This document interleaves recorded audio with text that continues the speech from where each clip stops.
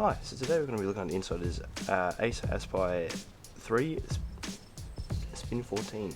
I can't read, I don't even know what laptop it was. So just for a bit of context, I've been looking at buying a laptop to replace my 10-year-old Acer Aspire F15. It's currently 10 years old, so it still mops the floor compared to this laptop right here, but I need something that's going to be a little bit more mobile, and these are the only laptops that actually spin right the way around, which is what I was after, because I was in the market looking at either an iPad or one of the Samsung tablets, but they're not going to really do what I need them to do, because I still need, I guess, a Windows-ish machine. It's easier to have a actual Windows machine, because every developer just makes for Windows and Mac, but Macs obviously can't do the whole 360 thing. Now, you might be able to read on the sticker here what specs we've got. Now, I'll just do a quick insight of what's actually in this computer. Now, for main context, this laptop only cost about $500 Australian, and for me that's pretty good, considering there's only realistically 3 options for 2-in-1 laptops. This was on clearance, so it's definitely cheap for a reason. So, I mean, looking at the ports here, along the left hand side we've got power.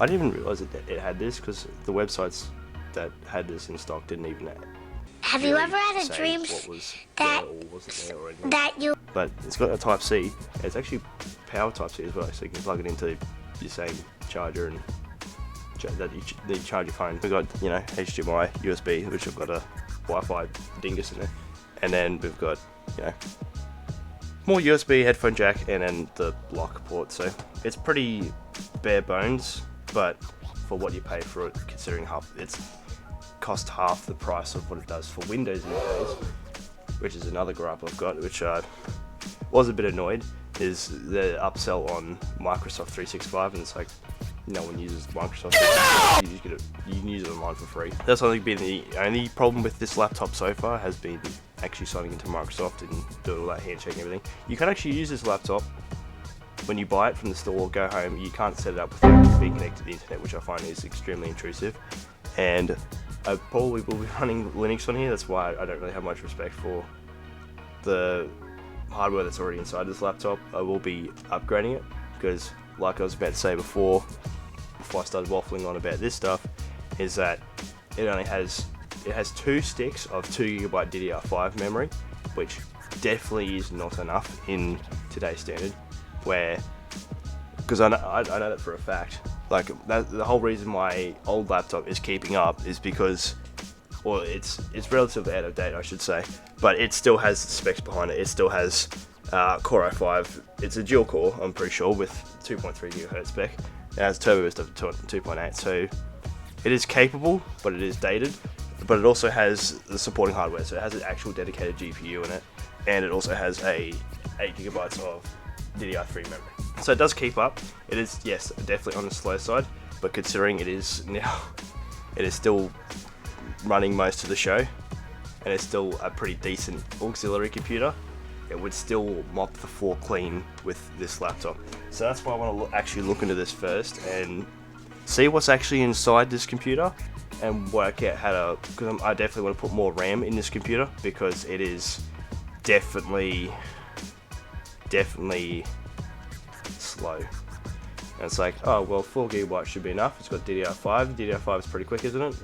Not really. It's still at like 49,000 megahertz, which is honestly not that fast. The memory in my old laptop, I think is quicker than that. We're just gonna dig right into it, and I'm not going to use that screwdriver, because I actually found my proper screwdriver set.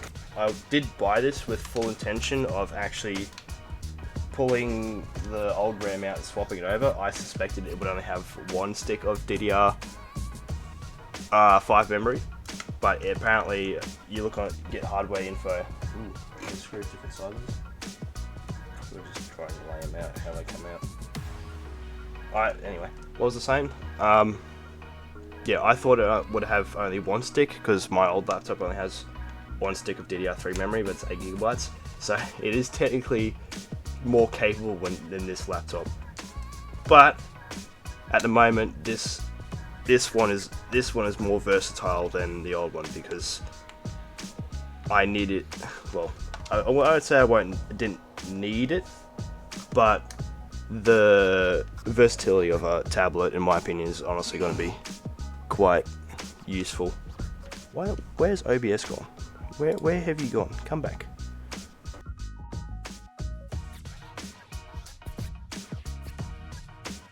Got the guitar pick of technology here. I'm just gonna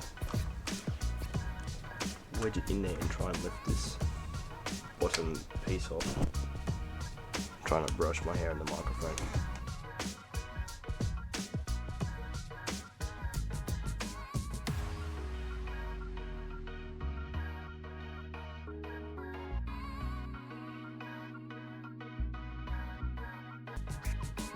Alrighty. So we've got SSD over here. We've got damn it. Oh no, it's not upgradable. What an utter disappointment. So obviously, those are the issues that I have. Those are the RAM chips there, the 1 and 2. I would have thought it would have been socketed, but anyway, we've got the SSD over here. It's just jankily been chucked in here. We've got obviously USB, HDMI, Type C. CPU sitting there with the cooler. USB headphone jack. The other stuff, we've got a bloody power cable coming off the battery. There we are. That's pretty much it. Screen cables, internet connection thing. Simple laptop, but weird. I was hoping it had socketed memory, because that would have just been an easy upgrade, but it turns out that's not going to happen.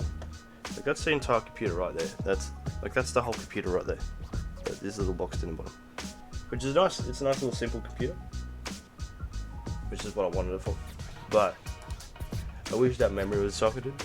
But I guess thinking about it, where the hell would they put it? Because this is still a relatively thin chassis. I was going to say, well, there's a real-time clock coming off the battery, but no. The battery seems... The battery is actually probably the biggest thing in this entire laptop. Because I know my whole laptop, it's literally just got one tube of like 3 lithium cells in it. Well, I'm going to have a rethink about what I'm going to do with this laptop, but that's still a good looking laptop inside. I might have to just go buy the third party board for a second hand board, but at least we've had a look inside of it. I might be able to get a bigger SSD for it. Doesn't have any upgrade boards, so I'm interested to see how this handles a GPU too.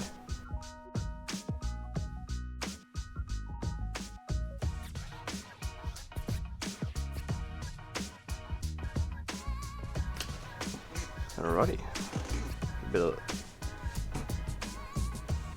that should be. There we go. Of course, I was last installing Minecraft. You tell me it was still on the entire time I was fiddling with it. Whoopsie doodle. I am not a professional, as you can tell, but that's a quick look inside this little Ace laptop, and I'm gonna have to reconsider what I'm gonna do with it. I think I might buy a second-hand board from someone that's possibly cracked it, and I'll swap the boards out. I'll get back to you on that one, and I shall catch you later. Thanks for watching. See you later.